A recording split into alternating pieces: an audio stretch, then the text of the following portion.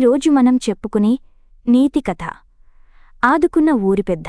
సిరిపురంలో ఎవరికి ఏ పని కావాలన్నా పోలయ్యకు ఎంతో కొంత ఇచ్చి చేయించుకునేవారు. అదే ఊరిలో మల్లయ్య అనే అత్యాశాపరుడైన పాల వ్యాపారి ఉండేవాడు. అతని దగ్గర కొన్ని ఆవులు, గేదెలు ఉండేవి. వాటిని రోజూ తానే మేతకు తీసుకువెళ్లేవాడు. ఒకరోజు మల్లయ్యకు జబ్బు చేసింది.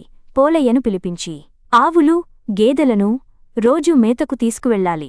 ఆ తరువాత వాటిని శుభ్రంగా కడిగి పాలు తీసి అమ్మకానికి సిద్ధంగా పెట్టాలి. నాకు నయమయ్యాక నీకు డబ్బులిస్తాను అన్నాడు. మల్లయ్య చెప్పిన పనులన్నీ చేశాడు పోలయ్య. మల్లయ్యకు నయమైనప్పటికీ ఒక్క రూపాయి కూడా ఇవ్వలేదు. డబ్బులు అడిగితే నాకు ఇంకా నయం కాలేదు, అయ్యాక ఇస్తాను అన్నాడు. పోలయ్య ఏం మాట్లాడకుండా మరుసటి రోజు ఆవులు, గేదెలను మేతకు తీసుకుని వెళ్లాడు.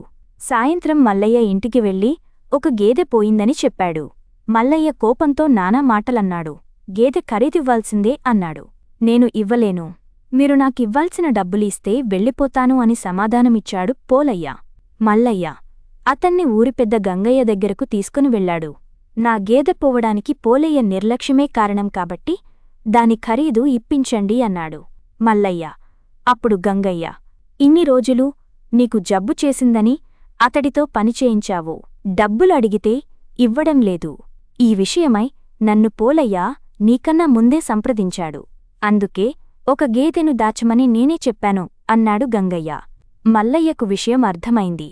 తన తప్పును తెలుసుకుని పోలయ్యకు ఇవ్వాల్సిన డబ్బులిచ్చి తన గేదెను తీసుకున్నాడు.